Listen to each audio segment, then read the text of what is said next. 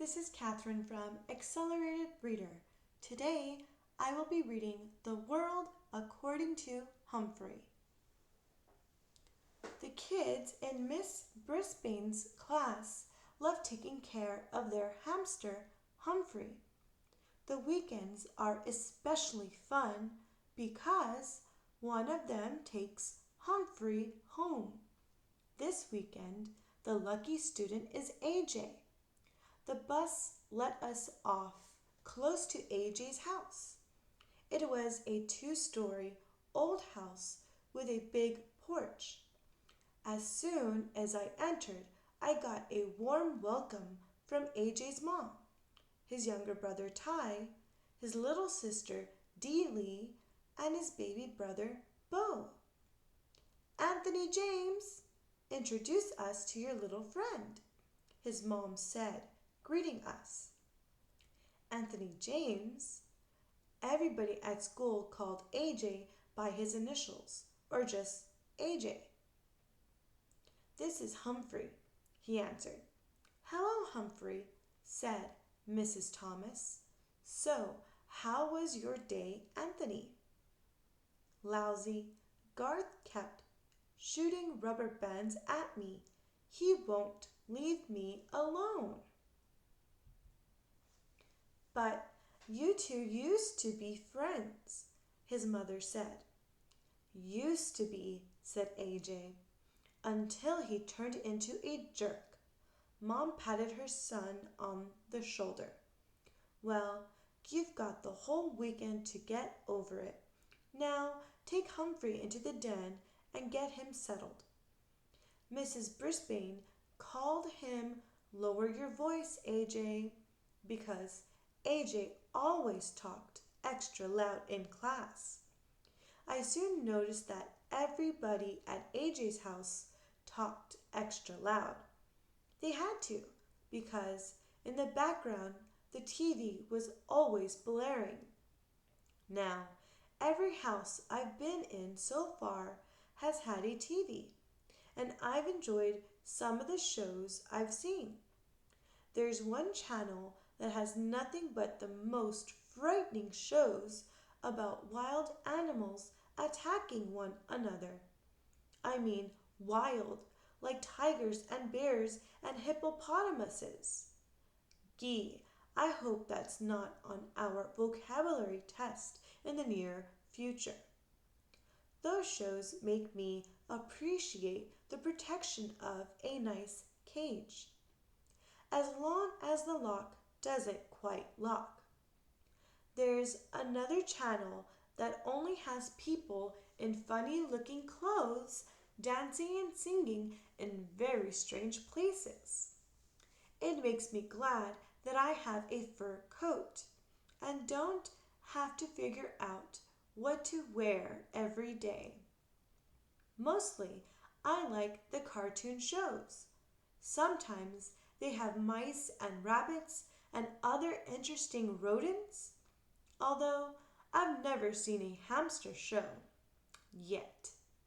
Anyway, the difference at the Thomas's house is that the television is on all the time.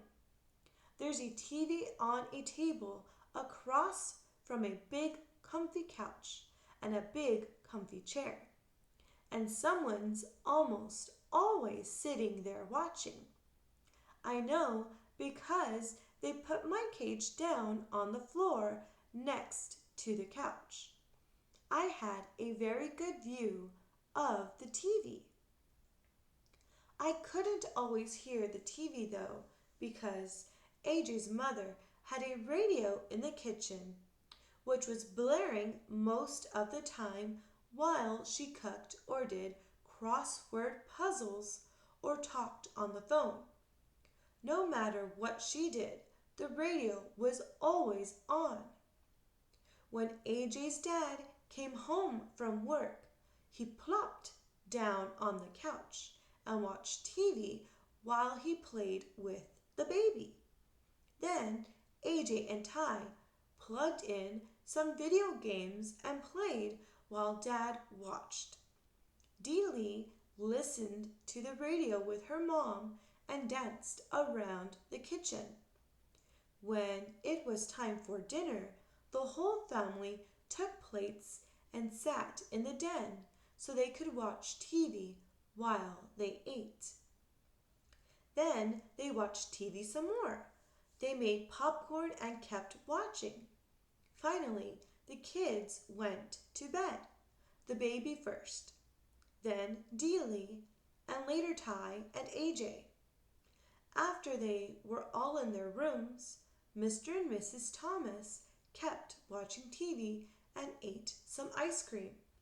Later, Mrs. Thomas yawned loudly. "I've had it, Charlie. I'm going to bed, and I suggest you do too," she said. But Mr. Thomas just kept on watching, or at least he kept on sitting there until he fell asleep on the couch. I ended up watching the rest of the wrestling match without him. Unfortunately, the wrestler I was rooting for, Thor of Glore, lost. Finally, Mr. Thomas woke up, yawned, flicked off the TV, and went upstairs to bed. Peace at last. But the quiet only lasted about 10 minutes. Soon, Mom brought Bo downstairs and gave him a bottle while she watched TV. When Bo finally fell asleep, Mrs. Thomas yawned and flicked off the TV. Blessed relief. 5 minutes later, Mr. Thomas returned. "Sorry, hamster, can't sleep," he mumbled to me as he flicked on the remote. He watched and then dozed off again. But the TV stayed on, leaving me no choice but to watch a string of commercials for car waxes, weight-reducing programs, exercise machines, and red-hot harmonica classics. The combination of being nocturnal and being bombarded with sight and sound kept me wide awake. At the crack of dawn, Dealey tiptoed into the room, dragging her doll by its hair, and switched to a cartoon show about princesses. She watched another show about cats and dogs. Scary! Then Mr. Thomas woke up and wanted to check some sports scores.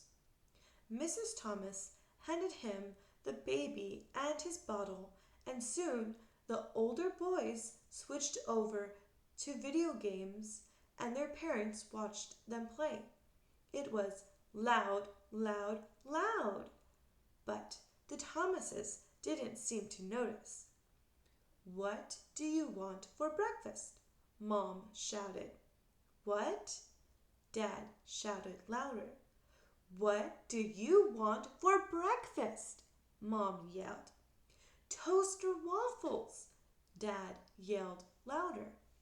"I can't hear the TV," Ty hollered, turning up the volume. "Do you want juice?" Mom screamed. "Can't hear you," Dad responded. And so it went. With each new question, the sound on the TV would be turned up higher and higher until it was positively deafening. Then Mom switched on her radio. The Thomases were a perfectly nice family, but I could tell it was going to be a very long and noisy weekend unless I came up with a plan. So I spun on my wheel for a while to help me think. And I thought and thought and thought some more. And then it came, the big idea. I probably would have come up with it sooner if I could have heard myself think. Around noon, the Thomases were all watching the football game on TV. Or rather, Mr. Thomas was watching the football game on TV while AJ and Ty shouted questions at him. Mrs. Thomas was in the kitchen listening to the radio and talking on the phone. Dealey played peekaboo with the baby in the cozy chair. No one was watching me, so I carefully opened the lock that doesn't lock on my cage and made a quick exit. Naturally, no one could hear me skittering across the floor as I made my way around the outside of the room over to the space behind the TV cabinet. Then, with great effort, I managed to pull out the plug, one of the most difficult feats of my life. The TV went silent, beautifully, blissfully, silently silent, so silent I was afraid to move. I waited behind the cabinet, frozen. The Thomases stared at the TV screen as the picture slowly went dark. "Ty, did you hit that remote?" Mr. Thomas asked. "Nah, it's under the table." "Anthony, go turn that thing on again," Mr. Thomas said. AJ jumped up and hit the power button on the TV. Nothing happened. "It's broken!" he exclaimed. Mrs. Thomas rushed in from the kitchen. "What happened?" Mr. Thomas explained that the TV had gone off, and they discussed how old it was. 5 years. Whether it had a guarantee, no one knew, and if Mr. Thomas could fix it. He couldn't. Everything was fine, and it went off. Just like that. "I guess we'd better take it in to get fixed," Mr. Thomas said. "How long will it take?" Dealey asked in a whiny voice. "I don't know," her dad replied. "How much will it cost?" Mrs. Thomas asked. "Oh yeah," her husband said. "I forgot. We're a little low on funds right now." The baby began to cry. I thought the rest of the family might start crying too. "Well, I get paid next Friday," Dad said. AJ jumped up and waved his hands. "That's a whole week away." "I'm going to Grandma's house. Her TV works," said Ty. "Me too," Dealey chimed in. "Grandma's got her bridge club over there tonight," Mom said. "I know," said Dad. "Let's go to a movie." "Do you know how much it costs to go to a movie?" Mom asked. "Besides, we can't take the baby." "Oh." They whined and bickered for quite a while. They got so loud I managed to scamper back to my cage unnoticed. Then I guess I dozed off. Remember, I had hardly had a wink of sleep since I'd arrived. The bickering was a nice, soothing background after all that racket. I was only half asleep when the squabbling changed. "But there's nothing to do," Dealey whined. Her father chuckled. "Nothing to do? Girl, my brothers and I used to spend weekends at my grandma's house, and she never had a TV. Wouldn't allow it." "What did you do?" AJ asked. "Oh, we were busy every minute," he recalled. "We played cards and board games and word games. And we dug in her garden and played tag." He chuckled again. "A lot of times we just sat on the porch and talked." My grandma, she could talk. "What'd you talk about?" Ty wondered. "Oh, she'd tell us stories about her growing up. About funny things, like the time her uncle was walking in his sleep and went to church in his pajamas." Mrs. Thomas gasped. "Oh, go on now, Charlie." "I'm just telling you what she told us. He woke up in the middle of the service, looked down, and there he was, in his blue and white striped pajamas." I let out a squeak of surprise. and all the kids all giggled. Then Mrs. Thomas told a story about a girl in her class who came to school in her slippers by accident one day. Yes, the fuzzy kind, she explained with a big smile. They talked and talked, and Dad got out some cards, and they played a game called Crazy Eights, and another one called Pig, where they put their fingers on their noses and laughed like hyenas. When Bo fussed, they took turns jiggling him on their knees. After a while, Mrs. Thomas gasped, "Goodness sakes, it's an hour past your bedtimes." The children all groaned and asked if they could play cards tomorrow, and in a few minutes all the Thomases had gone to bed, and it was quiet, quiet, quiet, for the first time since I'd arrived. Early in the morning, Ty, Dealey, and AJ raced downstairs and played Crazy Eights. Later, they ran outside and threw a football around the yard. The Thomases were having breakfast with Bo when the phone rang. Mr. Thomas talked for a few minutes, mostly saying, "Uh-huh, that's fine." When he hung up, he told Mrs. Thomas, "We're going to have a visitor, but don't tell Anthony James." Ooh, a mystery. I like mysteries because they're fun to solve. Then again, I don't like mysteries because I don't like not knowing what's going on. So I waited and waited. A few hours later, the doorbell rang. The visitor turned out to be Garth Tugwell and his father. "I really appreciate this," Mr. Tugwell told the Thomases. It was Mrs. Brisbane's idea. Since Garth can't have Humphrey at our house right now, she suggested that he could help AJ take care of him over here. Sounds like Mrs. Brisbane. As if I'm trouble to take care of, but Garth had been crying because he couldn't have me.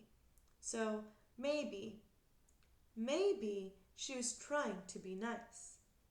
After Mr. Tugwell left, Mr. Thomas called AJ in. AJ ran into the room and practically backed out again when he saw Garth. "We have a guest," said Mr. Thomas. "Shake hands, Anthony. Garth is here to help you take care of Humphrey." AJ and Garth reluctantly shook hands. "How come?" asked AJ. Garth shrugged his shoulders. Mrs. Brisbane said to. "Well, come on. We'll clean his cage and get it over with," AJ said. The boys didn't talk much while they cleaned the cage, but they started giggling when they cleaned up my potty corner.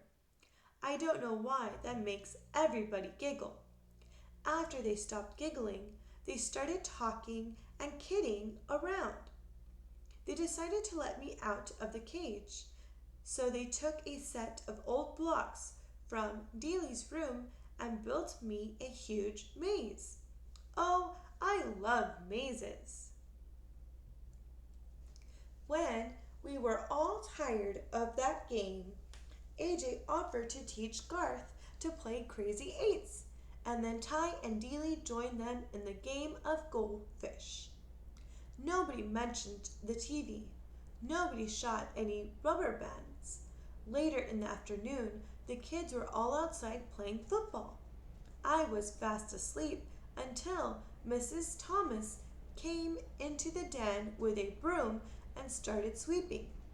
A minute later, Mr. Thomas entered. "What are you doing, hon?" "What does it look like? I'm sweeping." "You know, all the snacking we do in here makes a real mess on the floor," she said. "Bo's asleep?" her husband asked. "Uh-huh." Mr. Thomas walked over to his wife and took the broom away from her. "Then you sit down and rest a spell, hon. I'll sweep. Go on, don't argue." Mrs. Thomas smiled and thanked him and sat down on the couch. Mr. Thomas swept all around the outside of the room, even behind the TV. Uh-oh. When he got there, he stopped sweeping and leaned down. Well, I'll be, he muttered. What's wrong? Asked Mrs. Thomas. The TV is unplugged, he said. It's unplugged. He came out from behind the TV, plug in hand, and a very puzzled look on his face. But it couldn't have just come unplugged while we were sitting there watching. I mean, a plug doesn't just fall out, he said. Plug it in. See if it works, his wife told him. Well, you guessed it. The TV came on as bright and loud as ever. I don't get it, Mr. Thomas muttered. But at least we don't have to pay to get it fixed. Mrs. Thomas stared at the screen for a few seconds, then glanced out the window at the kids playing happily outside. Charlie, what do you say we keep it unplugged for a couple more days? She asked. We just won't tell the kids. Mr. Thomas grinned. Then he bent down and unplugged the TV. Couldn't hurt, he said. He put down the broom and sat on the couch near his wife, and the two of them just sat there in the den, giggling like stop giggling, Gail. Suddenly, Mr. Thomas looked over at me. You don't mind a little peace and quiet, do you, Humphrey? No, no, no, I squeaked, and I promptly fell asleep. The end.